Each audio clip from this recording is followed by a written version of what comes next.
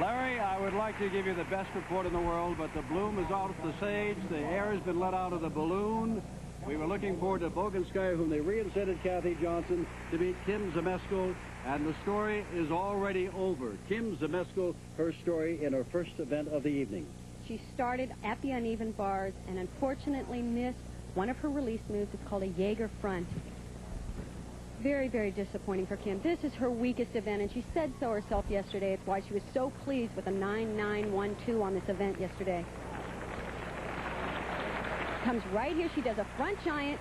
I knew right as she released the bar, she was way too far away from the bar. Wasn't even close. And that in the scoring for the all-around means that Kim Zmeskal is no challenge at all for any medal here this evening. Well, not this evening. It would be very difficult to make up a 0.5 of a point ground that she would have to make up. Very, very difficult to do that. I'm not going to say impossible because, as I said yesterday, gymnastics, you can expect the expected and the unexpected. Well, the expected almost didn't happen because last night we were saying Boginskaya was out of it. They have put her in it tonight to face Zmeskal. She's later up on the same event, the uneven bars, and Kim was going to go head-on with her, but has fallen in her first apparatus. I very much believe that it was a strategic move on the Soviet part to put Boginskaya back into the competition because they honestly felt Kim or Betty Okino could really challenge for the gold medal. And unfortunately, it's just not going to happen for Kim. So disappointing. They worked so incredibly hard for it to all end in just a brief second. The top 16 from last night's team competition qualify. No more than 2 from any one team, and Betty Okino is the other. They take the aggregate scores of all your apparatus appearances, lump them together, and that person with the highest score at the end of the evening is your all-around champion. Svetlana Boginskaya, who fell on that same apparatus last night, put back in, and she will begin again tonight where she fell last night. Exactly. It's very ironic that Kim fell on the very same event that almost ruined Boginskaya's chances for trying to take this all around. But you can't forget Boginskaya's teammate Kalinina, who is off to a wonderful start in the competition, and of course Betty Okino of the United States. Betty Okino, a good, surprisingly strong, and as you will see the standings from last night, you will see how strong she was. First of all, Kim Zmeskal.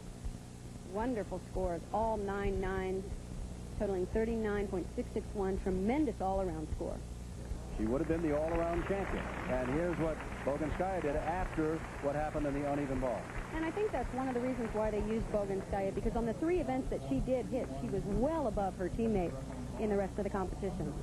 And last night, Betty Okino, by the way, finished 4th. This is Henrietta Onodi of Hungary, and this is her first event in the 4 rotations. And she is here as an individual. They do not have a team here. She finished actually 5th in the all-around competition yesterday to qualify. And she is superb on this event. She's a former European champion on the uneven bars, and it shows.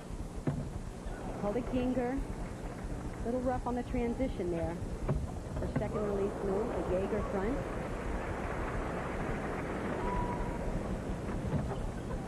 I first saw Henrietta compete in the American Cup 2 years ago. She has grown quite a bit since then. I know it's hard to tell because she's still very tiny. Excellent work on the uneven bars. Onodi of Hungary and the follows Boginskaya of the Soviet Union, the world champion. And again, a tremendous crowd at the Tacoma Dome. This has been a sellout for months. And tomorrow night, the apparatus finals, and Kim Zmeskal will be back to try on that one for individual honors. The all-around should boil down to, I was going to say earlier, the 2 Soviets and the 2 Americans. Kim will have a tough time battling back into medal contention. But it will definitely be the Soviets, Betty Okino of the United States, and watch out for Henrietta Onodi right here, and Zhang Wanning of China. Nice work on her giant. A nice high tuck double back dismount. Not the most difficult dismount being done, but she does it quite well. The highest score thus far on this event is Eva Rueda of Spain, a 9.837. And we wait now for Onodi of Hungary and her mark, and she gets a 9.862. So she ties the highest.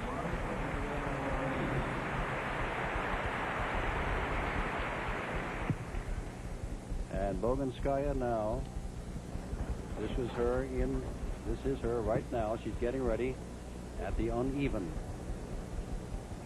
Now let's go over to the vault and something that has already happened. Natalya Kalinina and her second vault. And as I said, she was off to a great start. Scored a 9.987. Performing a Yurchenko with a full twist, and look at that landing. That is as close to perfect as you will probably see. You can always say it can be higher, or it can be farther from the horse. Gabby's already told you the score in that vault, 9.987, just about as perfect as you can get, and she and Boginskaya after the odds-on favorite. That was earlier, and Boginskaya now is getting ready on the uneven bars. But with vault this good, you got to look at it one more time. What's the form? The perfect form. Straight body, and you can't say anything else about that landing. And now, as you take a look at Svetlana Boginskaya, the world champion in the European Championship, she won all 4 gold medals. Last night she fell on this apparatus, the uneven bars, and tonight her biggest competition from the USA and perhaps her biggest competition outside the Soviet Union, Zmeskal, has just fallen. And I have been in this position before, having to go up the following day after falling from an apparatus. And it's not the best feeling in the world. Here it comes right here, the reverse hex. And she's got it today. I didn't think she'd make the same mistake. She rarely makes any at all.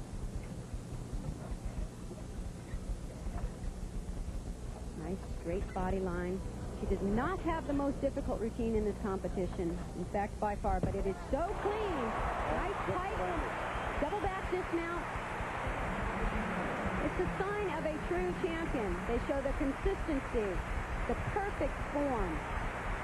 24 hours ago, Svetlana was in tears after missing on the same apparatus. 24 hours later, Zmeskal has missed, and Svetlana has turned in a fine performance. We await now the judges. Take a look here. This is where she could sigh with some relief, get past that move. It's so important to be able to rebuild your confidence, and she did it right there. And as I said, she doesn't do the most difficult routine. She did one release. It's a very beautiful move here. A split handstand into the toe on handstand, right into her pike double back dismount. And recall that we showed you earlier Natalya Kalinina's vault for a 9.987. And here's a 9.950. Well, the Soviets are on their way again.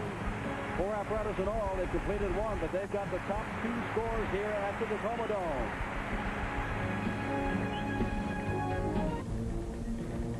Betty Okino preparing for the uneven bars. Kathy Johnson tells us what it takes for all of these young women as they ready for competition in the Goodwill Games. Athletes prepare for competition in many different ways. The mental preparation that is required for an optimal performance is most often referred to as visualization. Gymnasts visualize in many different ways. Very much an inward process, sometimes seen by a perceptive audience. Some gymnasts actually see themselves performing a perfect routine.